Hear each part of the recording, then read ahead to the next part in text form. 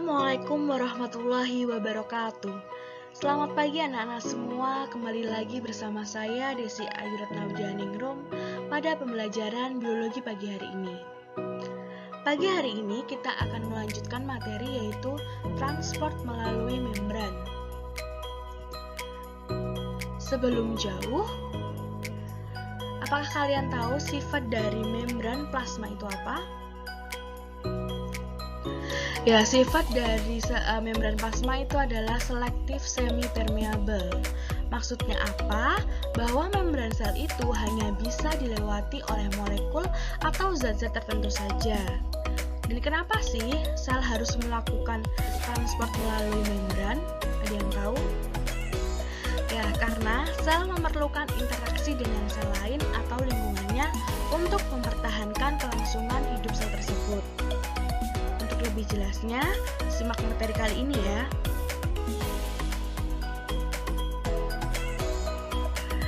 Nah, transport melalui membran sendiri itu terbagi menjadi dua.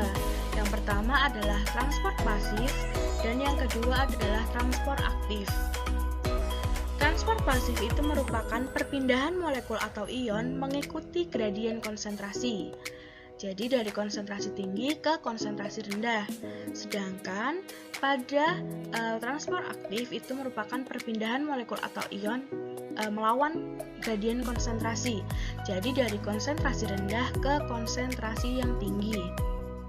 Pada transport pasif itu tidak membutuhkan energi, sedangkan pada transport aktif itu membutuhkan energi.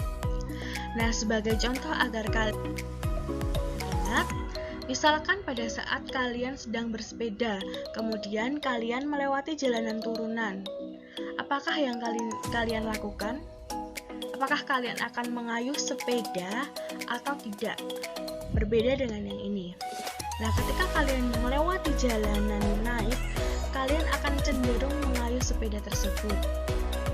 Nah, pada saat kalian berada pada jalanan turunan, kalian akan cenderung pasif untuk mengayuh sepeda tersebut dan kalian tidak membutuhkan yang namanya energi. Sedangkan berbeda pada saat kalian melewati jalanan naik, kalian akan aktif mengayuh sepeda kalian untuk sampai ke tujuan dan membutuhkan energi yang sangat banyak.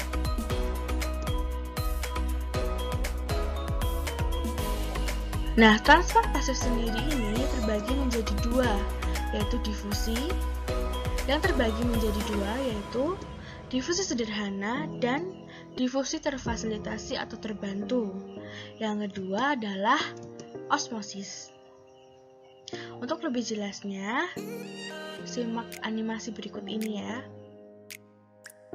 Pertama adalah difusi sederhana, yaitu proses perpindahan zat terlarut baik berupa partikel, molekul, ion gas, atau cairan dari konsentrasi tinggi ke konsentrasi rendah hingga tercapai suatu keseimbangan. Perpindahan molekul secara difusi dapat melalui membran plasma atau tidak. Contoh difusi melalui membran sel yaitu peristiwa masuknya oksigen dan keluarnya karbon dioksida pada respirasi sel. Nah, jika konsentrasi oksigen lebih tinggi, maka oksigen akan masuk melewati membran sel ke dalam sel yang konsentrasi membrannya lebih rendah tanpa menggunakan energi.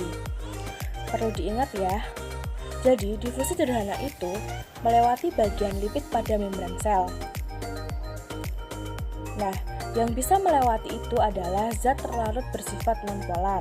Contohnya, oksigen, karbon dioksida, dan vitamin A, D, E. Nah, contoh lain dari difusi sederhana yaitu adalah ketika kalian memasukkan air sirup ke dalam gelas yang sudah berisi air. Nah, sirup itu akan menyebar merata ke dalam gelas. Nah, ini merupakan proses difusi sederhana. Yang kedua adalah difusi terfasilitasi atau difusi terbantu atau difusi dipermudah, yaitu difusi yang memerlukan fasilitas lain untuk banyak molekul polar yang ukurannya lebih besar daripada non-polar. Misalnya asam amino, glukosa, ion-ion seperti natrium atau kalium yang akan tertahan oleh fosfolipid bilayer dari membran sel yang otomatis tidak dapat masuk ke dalam suatu sel. Caranya yaitu menggunakan protein integral yang nantinya akan membentuk saluran untuk molekul polar tadi dapat masuk ke dalam sel. Ada dua jenis difusi terfasilitasi. Yang pertama, difusi terfasilitasi oleh saluran protein. Yang kedua adalah difusi terfasilitasi oleh protein transport. Yang pertama adalah difusi terfasilitasi oleh saluran protein. Nah, protein yang biasanya membentuk saluran adalah protein integral. Saluran ini bisa membuka dan menutup karena adanya rangsangan listrik atau kimiawi. Misalnya pada saat adanya rangsangan di membran sel saraf sehingga ada ion-ion natrium yang dapat masuk ke dalam sel. Ingat ya, tetap dari konsentrasi tinggi ke konsentrasi rendah. Selanjutnya adalah difusi terfasilitasi dengan protein transport. Nah, protein transport ini cirinya dia memiliki sifat seperti enzim, yaitu spesifik. Nah, sifat spesifik terhadap suatu zat dan tempat pengikat molekul yang diangkutnya, serta ciri khas lain dapat berubah bentuk saat mengikat dan melepas molekul yang di dalamnya, contohnya asam amino dan glukos. Yang kemudian adalah faktor-faktor yang mempengaruhi proses difusi sederhana. Ada 4 faktor. Yang pertama adalah konsentrasi zat. Konsentrasi zat. Nah, makin besar perbedaan konsentrasi antara dua zat, maka laju difusinya itu akan semakin cepat. Berbeda dengan faktor kedua yaitu suhu. Ketika kenaikan suhu itu mengakibatkan molekul bergerak lebih cepat. Yang ketiga adalah ukuran molekul. Molekul berukuran kecil itu akan lebih cepat melewati membran daripada molekul yang berukuran besar. Yang keempat adalah wujud zat. Pada wujud zat ini, zat padat lebih lambat berdifusi daripada zat cair dan gas. Kemudian ada osmosis yang merupakan perpindahan zat pelarut misalnya air dari konsentrasi rendah atau hipotonik ke kelarutan dengan konsentrasi tinggi atau hipertonik melalui membran semipermeabel. Nah, kok bisa sih dari konsentrasi rendah ke tinggi padahal termasuk transport pasif? Kita bahas dulu agar kalian tidak bingung. Ingat, larutan hipotonik adalah larutan dengan konsentrasi zat larut lebih rendah dari zat pelarut atau air sehingga larutan akan encer. Sedangkan larutan hipertonik merupakan larutan dengan konsentrasi zat larut lebih tinggi dari zat pelarut sehingga larutan akan pekat. Ingat, konsep osmosis itu yang berpindah adalah zat pelarut atau air. Jadi otomatis air akan berpindah dari konsentrasi tinggi atau encer ke konsentrasi pekat. Jadi tetap menggunakan prinsip transport pasif. Osmosis dapat mengakibatkan kerusakan sel, baik sel hewan maupun sel tumbuhan apabila terdapat pada larutan hipotonik atau hipertonik. Untuk sel tumbuhan, apabila berada pada larutan yang hipertonik, maka air di dalam sel akan keluar sehingga mengakibatkan sel itu mengkerut atau membran plasma akan tertarik menjauhi dinding sel. Nah, kondisi ini disebut dengan plasmolisis.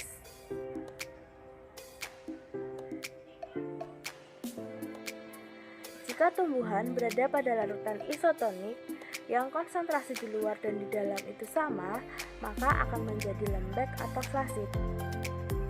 Nah, jika sel berada pada larutan hipotonik atau encer, maka air akan otomatis masuk ke dalam sel sehingga sel akan membesar pada batas normal.